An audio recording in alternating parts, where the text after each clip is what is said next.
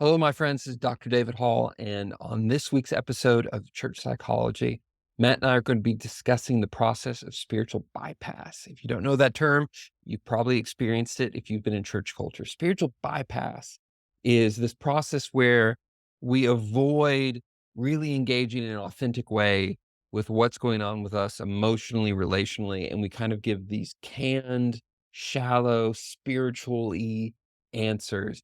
If that's starting to ring a bell, you've experienced spiritual bypass, as a lot of us has, either through yourself or through something you've experienced with somebody else. And Matt and I are going to talk about the psychological dynamics of it, how to process that in healthier ways as believers and in community. So that's what we're getting into today. Let's slide into that intro music now.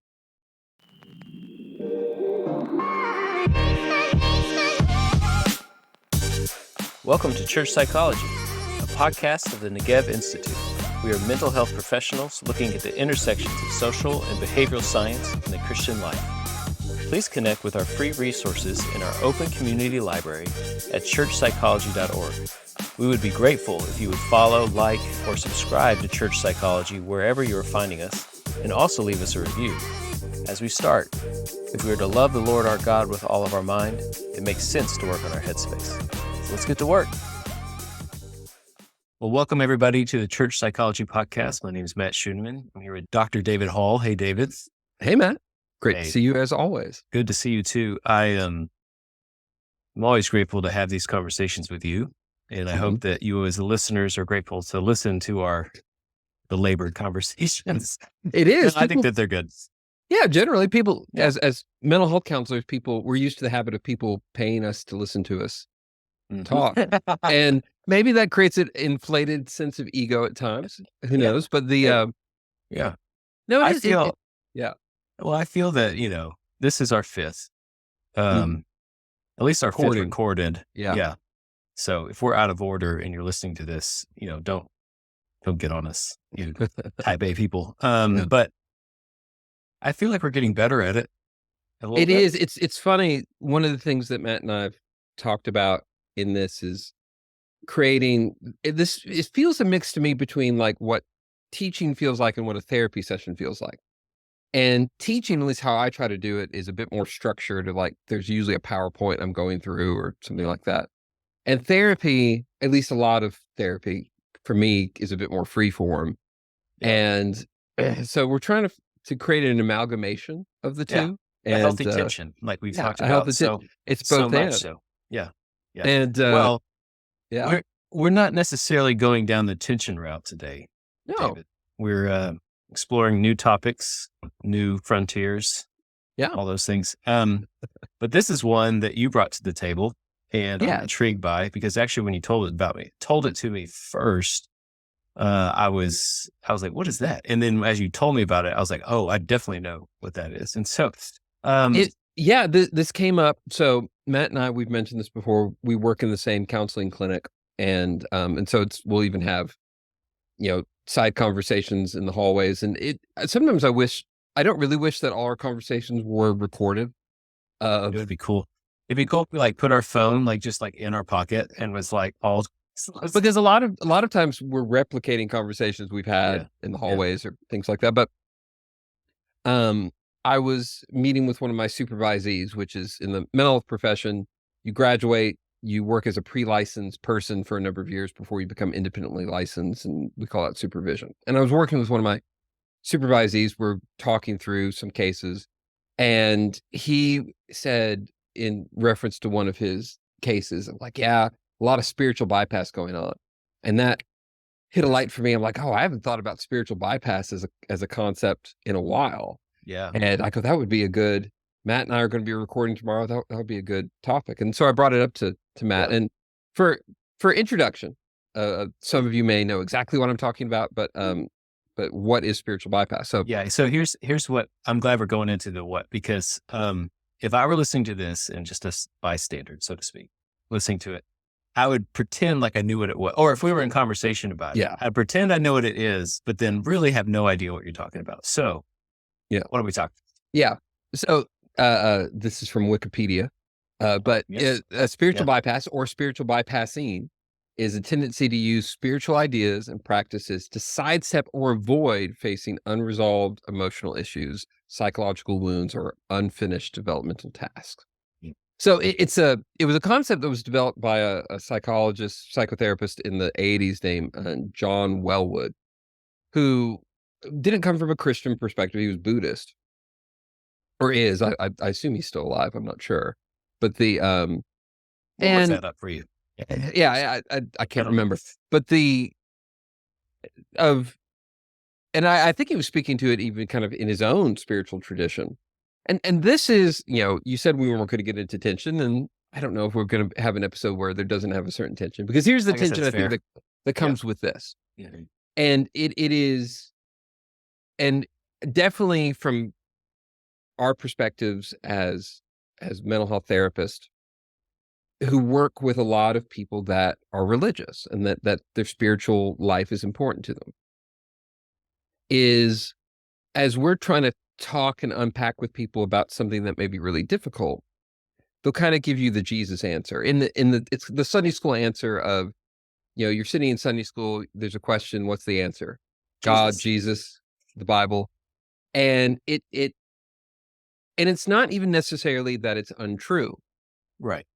On a very deep level, the answer could be true. And if someone's in a place of very profound grief, they've experienced loss, whether it's the loss through death of a person in their life, or a loss that's represented by certain transitions they're in the middle of, loss of a job, or change in the phase of life for their family, their children have moved out to go to college, whatever it looks like. And there's grief, but they'll acknowledge it, but then they'll quickly move to, but Jesus is my provision, and this is, and that is true. Yeah. The issue with spiritual bypass from our perspective is that it will often minimize deeper truths, or truths that are part of the whole. It will give an overly simplistic answer in order to avoid sitting in the discomfort and the pain. Right. Yeah. And that is because it's not that we don't believe the answer is what they're saying, but there are a few steps in between Jesus is my provision and where you are in this moment that could be helpful to walk through, that you're just refusing to do. So that's my kind of it in summation. No, I think it's a very valid thing to discuss because, as we've talked about before, there's a growing, I think, interest in the church to discuss mental health matters in a good way. I think, at least from what David and I would say are healthy ways to discuss them and work through them and process them in an integrated way, to use biblical truths, but not necessarily bypass or minimize the things that you feel. And one way that this, I think, is sometimes used, I want to be careful to not generalize this to everyone who does this type of counseling, but in some of the more traditional biblical counseling models, you kind of see this play out where we use scripture and truths about the Bible to dictate how we counsel. But that is it. There's no room for some of the outside understandings of mental health, biology, that kind of stuff. And again, I'm overgeneralizing, so I want to be careful not to peg everyone into that hole. But even in that, I've seen that be a way of kind of bypassing the kind of core issues that are there by using kind of spirituality as that kind of crux, so to speak. It is, yeah. I mean, there's a field of counseling within the church. It's most commonly called biblical counseling now. It used to be known more as nouthetic counseling, but it is very much of basically just the Bible. And any Christians that work in the mental health space, whether it's more informal biblical counseling or, I was specifically trained as a Christian integrationist, which was a field that was pioneered by a psychologist in the 80s, probably even before then, Gary Collins, who recently, went home just the other year. I had the privilege of knowing him some and having time with him.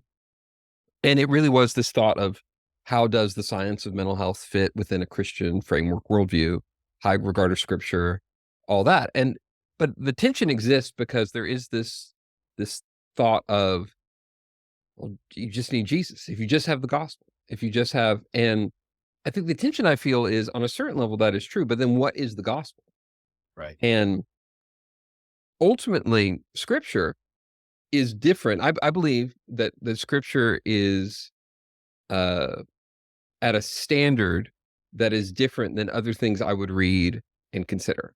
I believe in the God breathed nature of the accepted canon of the church. I believe Yeah. in the inspiration and infallibility of scripture. So I don't read scripture in the same way that I read a textbook on psychotherapeutic modalities. But that does not mean that there's no value in that. And a common thing that will come up is the Bible doesn't teach anybody how to do brain surgery. The Bible doesn't, Right. Yeah. it doesn't explain any number of things. The Bible is a very specific series of testaments written by the people of God through the inspiration of the Spirit about the journey, specifically the journey of relationship and redemption between God and his people, is how I would describe. And Yeah. that is a big thing. But that is also not the entirety of what human life is. And so to the bypassing in the term of the spiritual bypass is this idea I'm going around something.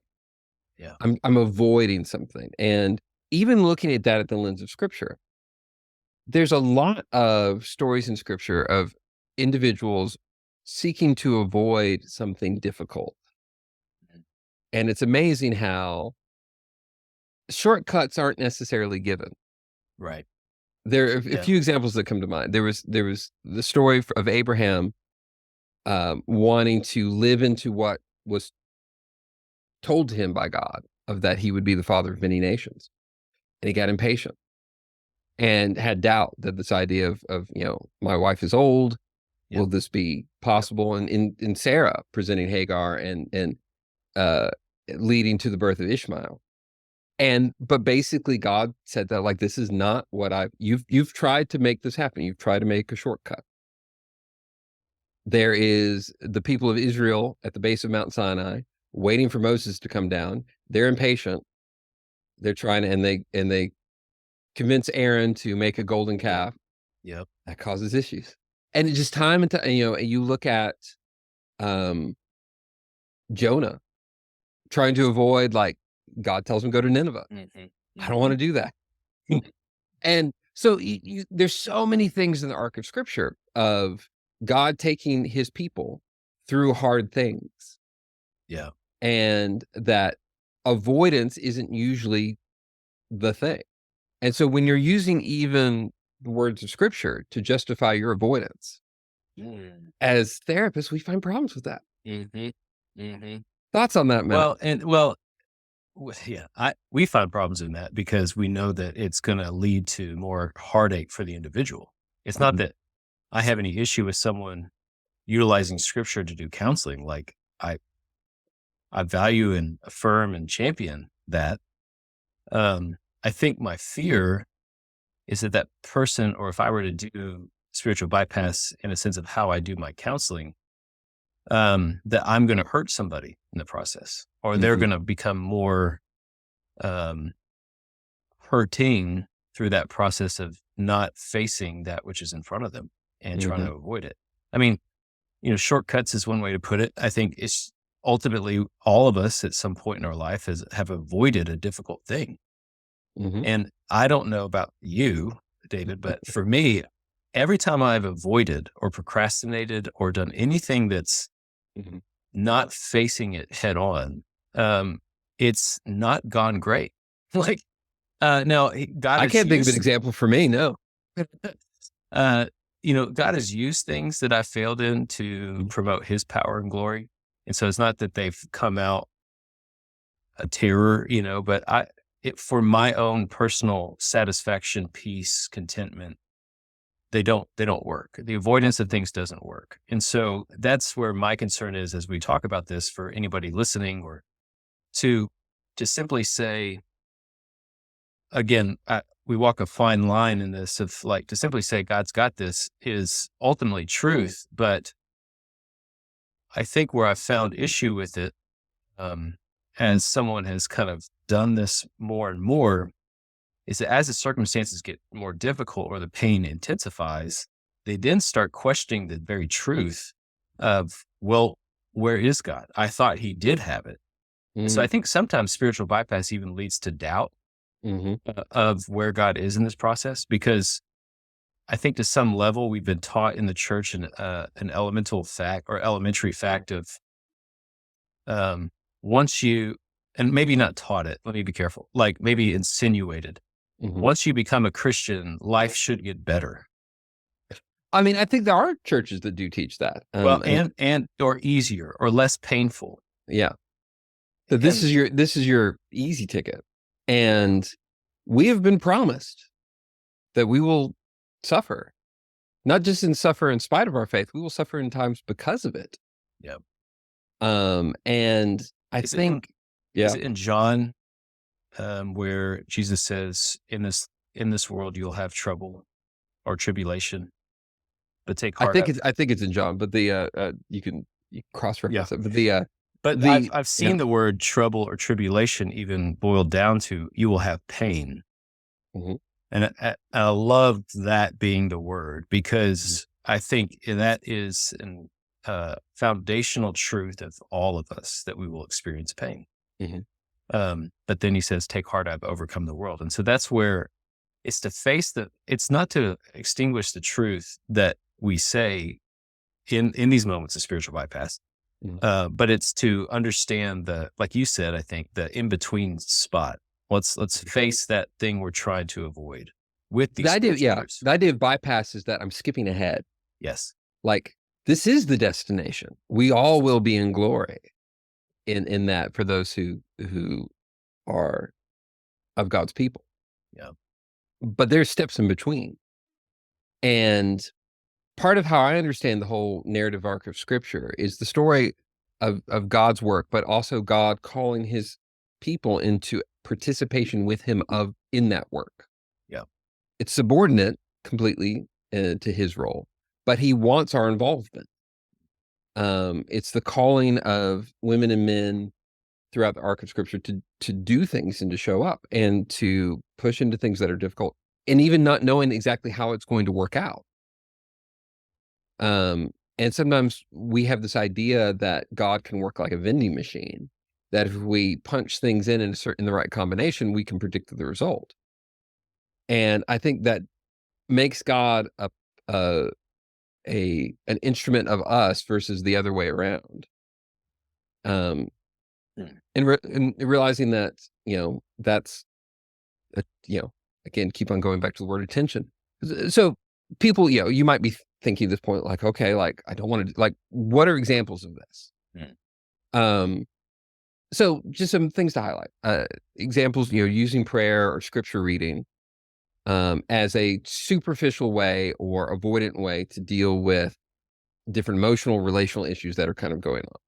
Yeah. And I can give some examples in counseling with this. I think of a particular case where it was a number of years ago where I was working with somebody who, there was a lot of estrangement and fractured relationship in their family, Mm. a lot of hurt. And when trying to talk about it, they would be like, no, we just need to pray about I have been witness quite a bit to passive aggressive praying where it becomes people are like, we need healing in our relationship. Let's go to the Lord with this and pray. And basically they're telling to God, and I'm doing air quotes in this, in front of you, all the ways that they see that you aren't living up to the expectations that they should be doing. So it's a very negative, like, I'm not going to tell you directly, but I'm going to tell God in front of you, Mm. here are the ways that you're not living up to the expectations I think you need to be in our relationship. And it's, people are trying to be met with, I think it's a barrier to the sense of authenticity. Yeah. It's also this place where people will justify their view of scripture or of God to do things that are unhealthy and harmful. Now, you could stop there and be like, well, but who's to say it's unhealthy or harmful? Right. And and I'm not talking even necessarily about like a worldly standard of that. I'm talking about a scriptural standard for this. One of my great mentors in counseling, who's also gone on uh, uh, to heaven, Douglas Rosenau, is a psychologist and close mentor of mine.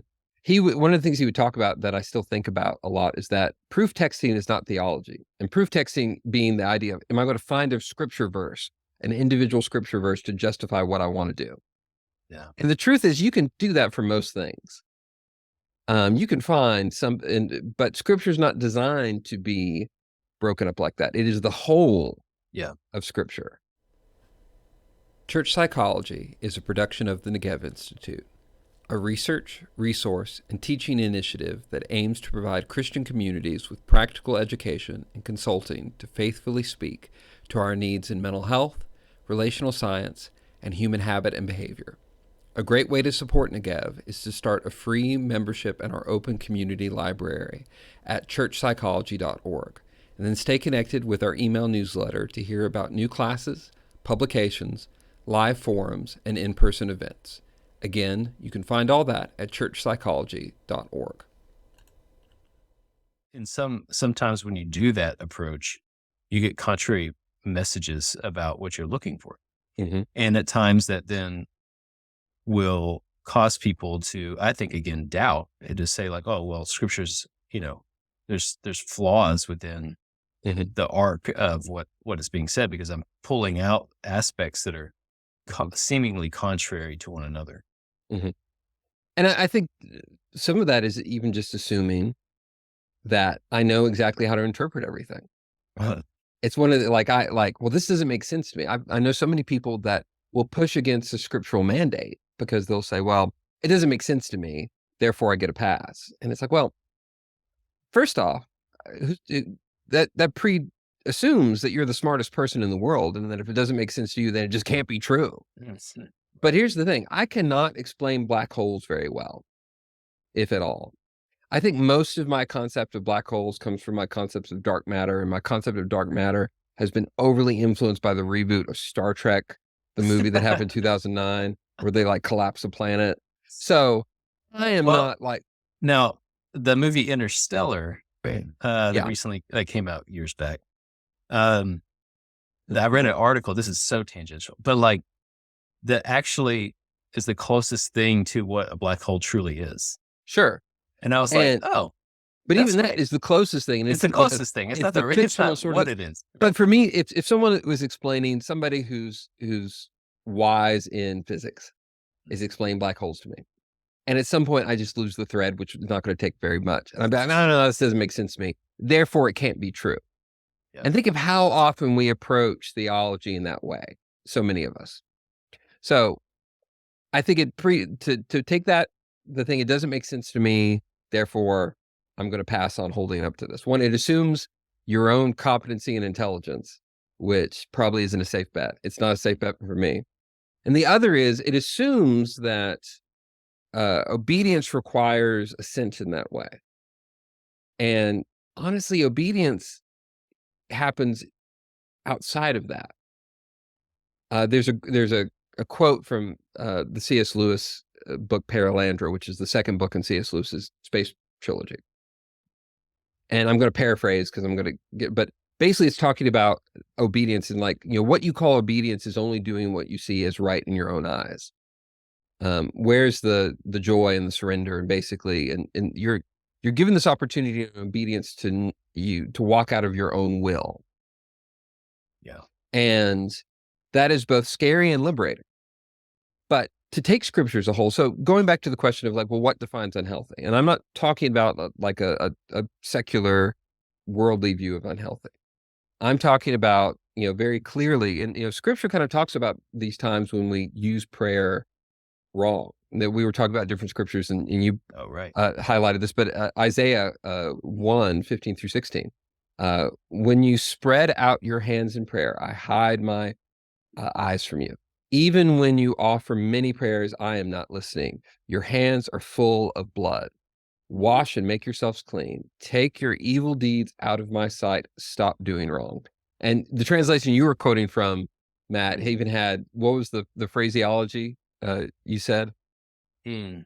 That it About was, was it the Amos verse that I was telling you? no, that was a different one. But like, so that, Oh, but particularly the Old yeah, Testament prophets, but there's in right. the book of Amos kind of talking about like, I despise your solemn assemblies. I Yeah, despise your yeah, prayers. Like, yeah, there's this idea that God does set, like, you just saying, I pray to you about this does not make it okay.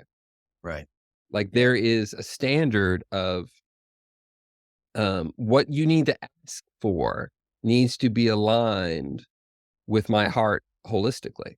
yeah, And we're given this in Galatians, we're kind of laid out with the fruit of the Spirit. And this is what I come back to so much the time of determining, is this healthy or unhealthy for people, of love, joy, peace, patience, kindness, goodness, faithfulness, gentleness, self-control. yeah. And the examples of negative spiritual bypass is usually the absence of one or many of those things. Mm. Mhm. And even take one of those things, a common phrase that people will be like, well, it's love. And, I'm justified in this in love. Well, oftentimes it's not taking a very nuanced or deep view of even love. We're taking a Yeah. very one-dimensional, shallow view of that. But even then, the fruit of the Spirit you don't get allowed to, like, I'm not justified to be lacking self-control, lack of patience, lack of kindness, as long as it's in the name of love. Well, one thing I've heard somewhat recently in the clarifying of that passage is, at least to my knowledge, it's not the fruits plural of the Spirit. Mm, It's the fruit singular of the Spirit, are all these things.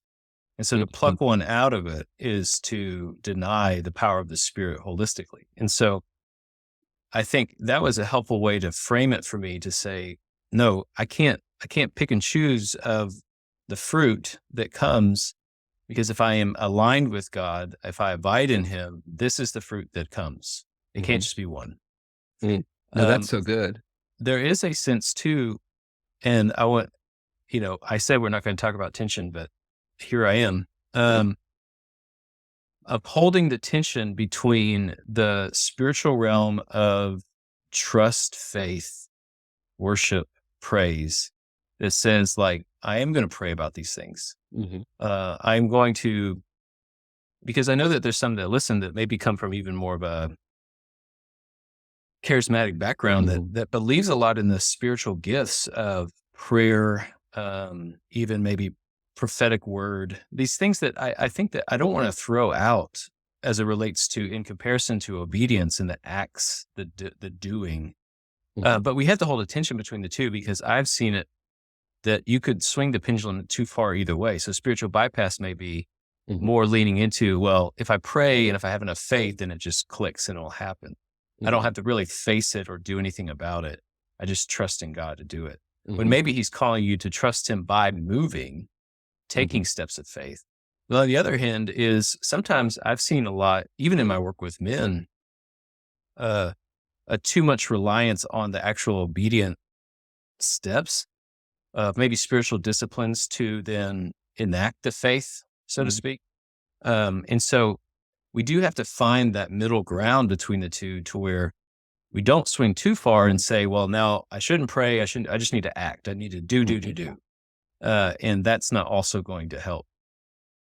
Well, talk about the "and" process. Like, we need to be these things and these things, or Yeah. we need to be in this way and be in this way, and it's usually so much, and for us, it feels like a multiplication process, but I think for God, it's part of the holistic nature of it, and there's Yeah. so much that we talk about in Christian theology of what it is for Jesus to be fully God and fully man. What is it to be, you know, fully in the Word and fully in the Spirit? What does it mean to be in and I think there's a way of being that this idea, and I love what you, because I had not heard what you said, Matt, about that interpretation of Galatians. I not heard that before.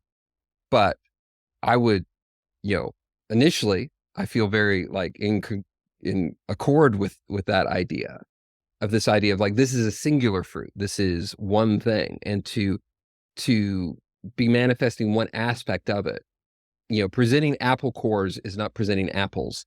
Right. Yeah. That is Apple not, seeds are not the same as apple. Apple yes, it's stems are not not the, the yeah, same. apple stems, not Yeah. the apple skins. It's not the same as Yeah. apples. Like Yeah. it is the whole of it. Yeah. And then that represents the fruit of the spirit. And that, in Jesus himself put this in Matthew 7:17.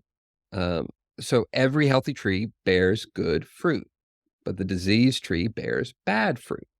And I have sat with people Mm. in the spiritual bypass place where they're saying all the things that in the church lingo excuses what they're doing.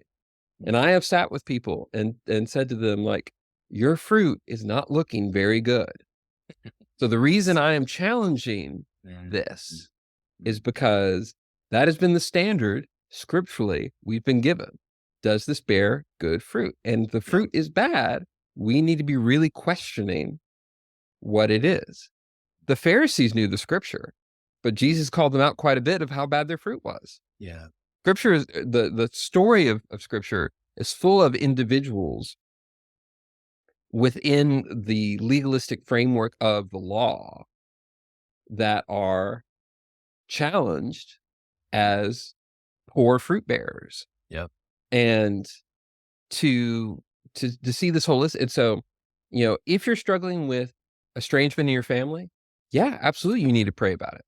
But you also need to be looking at, like, are you manifesting humbleness? Are you manifesting? I'm thinking the picture in my mind, and this is a lot of just the people I've worked with. I'm picturing a man, a kind of a dad, older male sort of figure who has a very kind of domineering, legalistic way of things. Scripture comes up a lot, but it's usually scripture in the sense of commanding his wife or his children or something like that to actions that he does not feel that they are, meeting. And I think of one dad over the years of he just wore out his kids and how he spoke to them. And he felt his big thing was that my children aren't showing me respect. And he threw out the scripture of the importance for them to show him respect. I go, I can see that, but I also don't see you giving them respect. And he was offended by my challenge of that. He goes, I don't owe my children respect. Now I put on Proverbs, I'm like, where it talks about do not aggravate your children. Do not and that was an example of like, he was all about the scripture that suited the narrative he was trying to tell. That's right. And yeah, we cannot cherry pick. right. Right. We can't. And there's, again, danger in cherry picking, not in a sense of just what we're talking about, but I think that process to which I keep coming back to doubt because I've dealt with a lot of people who have faced such hardship, especially over the past few years, as we've gone through a pandemic and a lot of social political unrest. And, lately we're recording in 23 and it seems like financial struggles, inflation. I mean, just there's such existential pressure that I think this concept, whether consciously or not, we are continuing to do as it relates to us as Christians is to say, well, God's got this. And again, it's true, but we cherry pick things of what we believe God to be doing. So for instance, one of my favorite passages, but we so often use it, is like Psalm 23. And so it's like, he leads me by still waters. He, cares for me. And he does do those things, but sometimes the waters that I'm next to are not still. Raging rapids. And so what do I do in that situation? So I think that my hesitancy for people to do this process of spiritual bypass, to cherry pick scripture that fits their narrative of not having to face the pain that's in front of them. And some of these things, like, let's be honest, some of the financial crisis stuff, some of the things of COVID, like, you can't control those things. You have to almost hold them with an open hand to say, God, I don't know what you're doing. But how do you continue to face it and wrestle with what is coming up inside of me? And oftentimes what I've given people to do, somewhat to stir this up, is not to just say, God, be with this person or be with us in this situation, which, yes, ask him to be a part of it. But then to share here's what I'm experiencing, God, inside of me. To get more intimate with your prayer that says, God, I'm feeling terrified right now. Mm. I don't believe that you're actually going to do something. I'm struggling with doubt. To actually bring those things to him, I think are really powerful ways to actually use prayer in a way that addresses the core issue, rather than just kind of that passive approach. No, that's so good. To I'm gonna swing a little slightly into the even the non-scriptural realm of where Yeah. people will use bypass, and this relates to where I think because you talk about the tension in political discourse, and this is where another but basically, it's a skipping process where I don't wanna live in the tension of this, and this I've seen this happen a lot with families and friendships where there's a divergence in their political perspectives, but then they assume a certain tribal creedal way of thinking and talking about things that shuts down the ability to navigate um, difficulties or relationships or healing. And so you'll start talking about something along certain lines, and someone may push back of like, "Well, you're just that just woke. That just Okay. and if they're and that you if you talk about if you use certain words like justice or marginalization or like there are people that just will shut down and be like, "Well, that's just woke garbage, and I don't want to listen Yeah. to that," or Mhm. without sitting in it at all, without even considering it.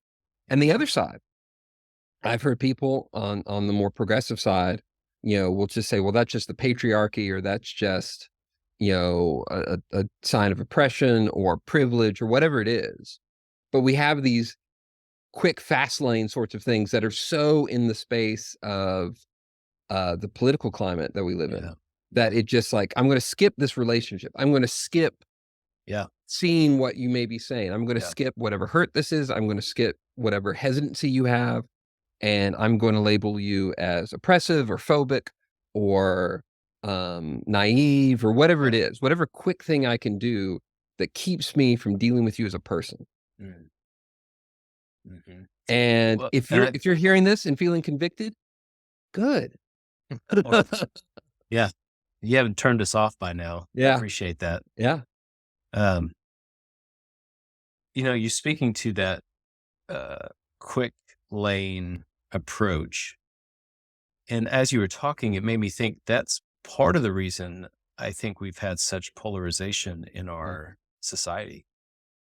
We become polarized because we sacrifice the relational aspect of the other person based on their ideology. mhm, And so when it doesn't align, we just quick because I don't know if that's holistically because we just don't care.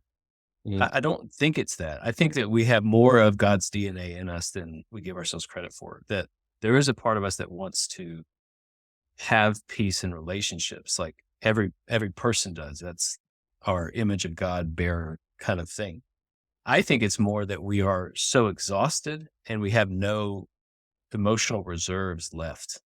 mhm, And so because we're so tapped out, nothing is feeding us that we just kind of go to these quick fixes. Because mhm, I mean, that's partly why I think we're so attracted to things like this is a rabbit trail, but like social media, even AI nowadays, like everything feels like it's too much to deal with. I just need mhm. something to quickly We get it want fixed. and it I think it comes to this desire. We desire to be our own gods. We Yeah. desire to have mastery, and if something forces us into discomfort, we feel out of control, Mm. and when we feel out of control, because the one thing that God probably never feels is out of control. I hope he never feels. Yeah, it just but it is, like, I No, believe it's God feels he. grieved, I believe but, like, not Yeah. out of control, and Right. that is a human condition, and Yes. we struggle with that, but, in this tension of and so in the work that Matt and I do as therapists is sometimes I feel it's slowing people down as they're trying to skip over things. And that's often a tension I experience in the therapy space. People come in and they'll often will have an idea of what they want to accomplish, Mm. but they want it easy. They want it like I want to repair my marriage. I want to deal with this compulsion in my life. I want to deal with this fear. What is the quickest way? What's the bypass I can take to get there? And so much of our work in the initial process with people in therapy is Mm. basically helping to set the stage for This is a process. It's not Right. necessarily going to take forever, but we're going to have to walk through some hard places to get Mhm. there. And Mhm. you can try to skip it, but I don't think it will help.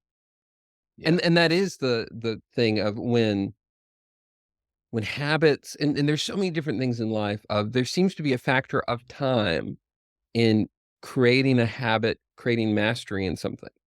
Yeah. Malcolm Gladwell in his book Tipping Point, I think it is, it talks about the rule of 10,000 hours, and it's not original to him. It's a social psychology, sociology thing, but that's the idea that to create a certain level of mastery in something, you really need about 10,000 hours of doing it. And I've certainly experienced that as a therapist. I remember very distinctly having a week where I just felt in a certain groove. I just felt like I'm getting this and all that. And I was rereading, I'd read it before, but I was rereading Tipping Point at that time. And I had a thought and I did some calculations and I figured out I was just over the 10,000 hour mark of doing therapy. I had just because you keep track of stuff like this as a therapist early in your career because you have to Yeah, you log a have certain to. number of hours. And so I had it to a certain point and then I just kind of um, did some rough math based on like, oh, I was averaging, this many hours a year and I've been doing it for this many years. So I think I'm a little over 10,000 hours and it just felt different.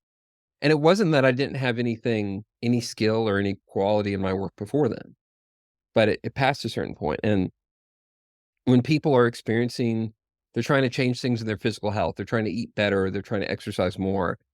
You can do certain things to maybe get quicker results, but they don't stick as much Yeah. as deeply changed habits. Right. But the I want to share a quote. Yeah. One of my person I follow, really appreciate their work, Preston Perry, who is a evangelist, apologist, poet, public speaker.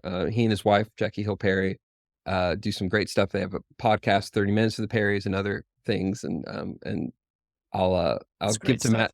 I'll give to Matt to link in the show notes this quote because they have a line of You're clothing that doing they this in connect. attempts to get them on our podcast, aren't you? Yes. That's what you're doing. That'd be great. I'd love Preston on the Kristen, if you're podcast. listening, If you're listening, thank you. I'd love you to do the poem "Who Gives a Black Man Permission to Cry" because it's a beautiful poem about mental health and all that. Yes, So yes. we'll do Yeah. that. But Yeah. this is a quote because they have this line of clothing that they're involved with that has the slogan "Jesus in Therapy," Oh, yeah. Yeah. which I think I is love great. it. I love it. But Preston's telling a story of being, I think he's in like Lenox Mall, which is in Atlanta, and he talks about, he's wearing this shirt, Jesus in Therapy, and this older man comes up to him and says, "Young man, if you have Jesus, you don't need therapy." Mm. And uh, here's the full quote. I have it written down. And Preston said, "I had this hoodie on, and some older man saw me, and he said, 'If you got Jesus, you don't need therapy.'" And I was real tired that day, and I said, "I bet there are 5 people in your life that wish you went to therapy." And I experienced that because usually if you're the person that spiritual bypasses a lot, there are people in your life that wish you didn't. Mm. And that wish Yeah. that you were walking with somebody that helped you send that tension. It could be therapy. It could be with spiritual counsel. It could be with pastoral counseling. It could be in spiritual direction. It could be lots of stuff. But what is it to sit in the hard places? Because if you look at the earthly ministry of Jesus, there's a lot of sitting in hard places. Oh, yeah. There's a lot of he didn't do 40 days in the wilderness on the 15-day track. You know, there's all this, and even in his tension, The shortcut, Jesus. the That would be shortcut, terrible. yeah. Even in Yeah. his tension, asking the Father, Yeah. will this, if Is there any other way? is there any other way? Yeah. But then stepping into obedience in that, but not my will, but yours be done in this. Yeah. That's And good. Mm. Old Testament has a lot of years for people of Moses not going back to Egypt till he was 80, not getting them to the promised land till he was 120, and then him not even be able to go in. He couldn't even go in. Yeah. There's a lot of waiting. There's a lot of Yeah. processing. There's a lot of formation. And, there is repetition. There's kind of going back. And that's you know, another way, I guess, is thinking about bypass is fast lane. I guess we keep on, because when I think about bypass, when I'm coming up to a city, it will be the bypass. Right. And this is Yeah. this idea of like, this is the You can get quicker way around it. around. Yeah. You can avoid the traffic. And spiritually, I don't think it works like that. And I think some of that is the function of we are finite beings in that we exist within space and time. My belief of the world to come is that I will continue to have a physical body, hopefully with some fewer aches and pains and other problems, but like I'll have a physical body, that I will inhabit a physical body. That's part of what I believe in kind of going forward. But because of that, I have a certain time in the universe that I came into existence. But if I am living to eternity, the idea of spiritual formation as this constantly evolving process makes sense. Yeah. Because I'm not going to reach a point where I'm done. Mm. I don't think any of us do. I don't think that's part of the vision Right. of that, to be finite. And if we're being called into intimacy with God, and if God is infinite, has no beginning and end, and we are finite, that means journeying into intimacy with God is a ever-going journey. Yeah, that's right. That's right. So I'm just trying to It's a think of long stuff. process, but It's worth it. Come see a therapist, a good one. I It is. we know some. Yeah, we know some, We can but push you to. it is the. Here's some practical things. If you're sitting with somebody as a professional, as a layperson, Yeah. there's some research that kind of highlights what are the things that really kind of help people as you encourage people in the practical steps of sitting in attention, of looking at practically what does acts of love look like for themselves and others, Mm-hmm. and not a thin, shallow concept of love, but a true deep sense of it as informed by scripture. What does compassion look like?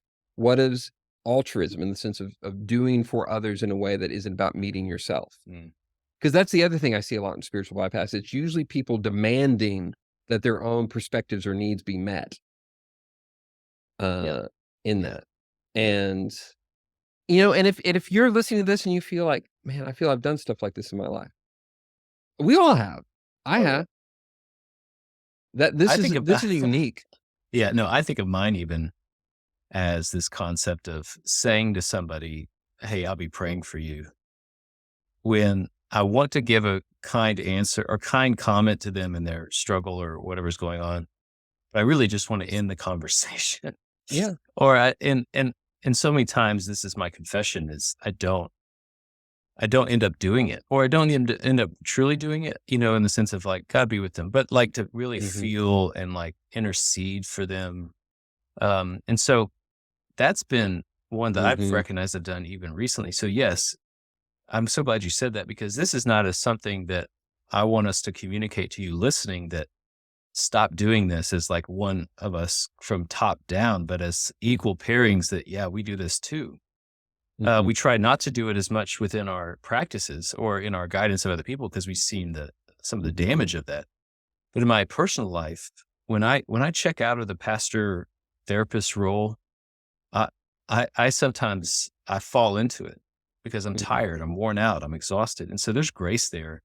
But I think it's really good for us to just bring it to light so that we can do more of the interceding. We're actually stepping into our own personal ways, the hard things together.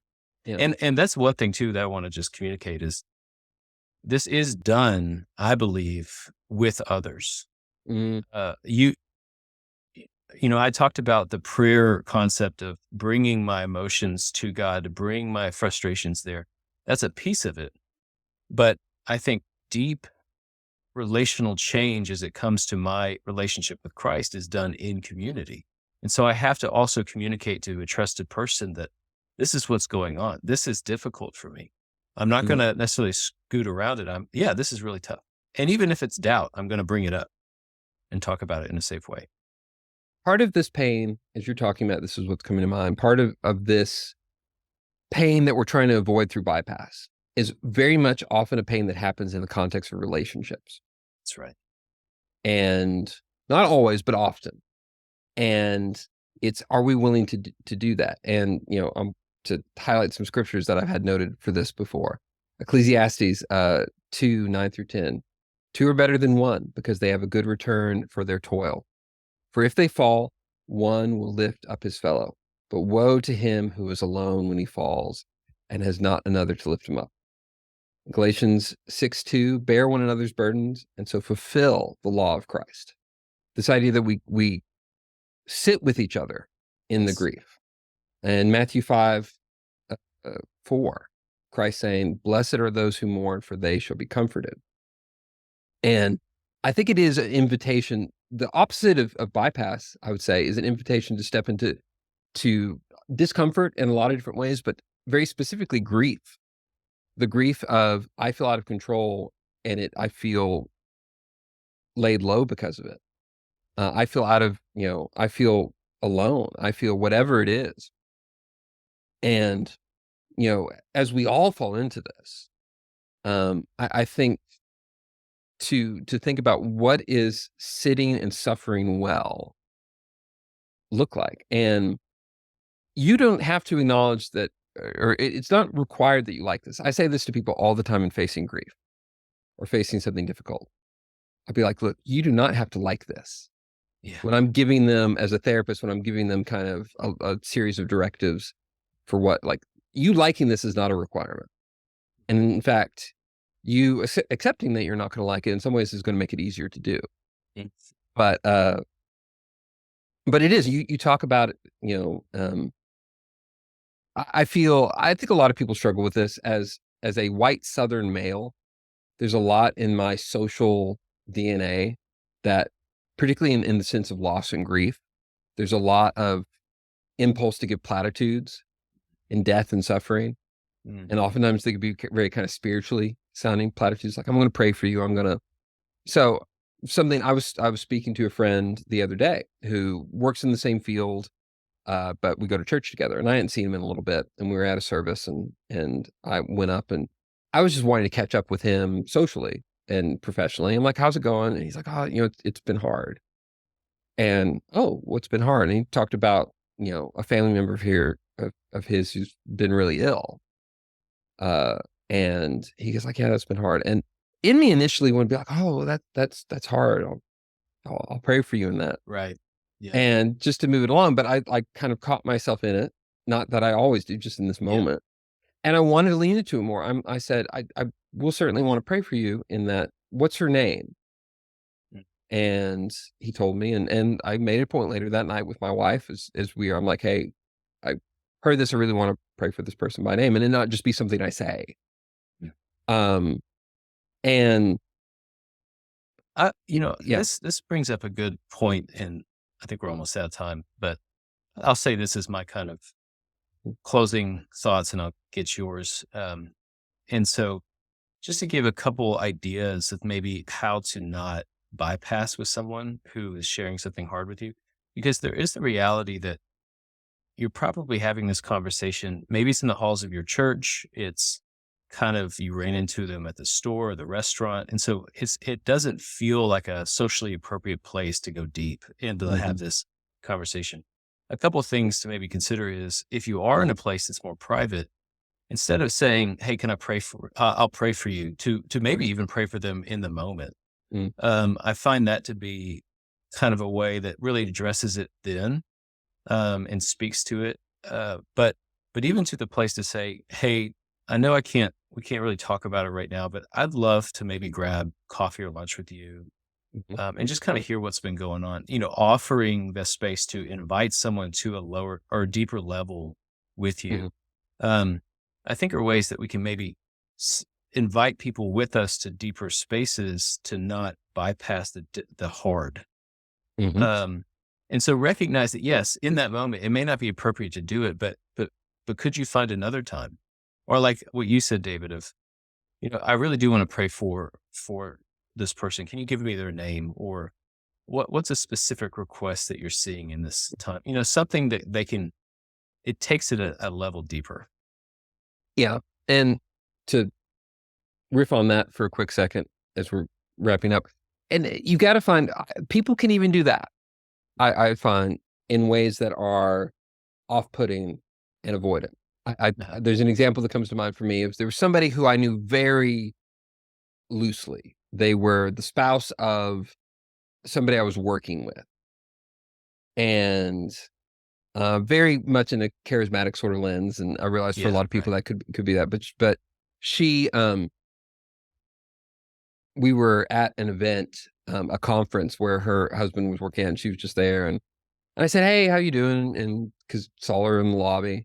She's like, "Oh, I'm about to go upstairs and have some intercessory time. Yeah. What can I pray for you for?" Oh, yes. And I said, "Nothing comes to mind."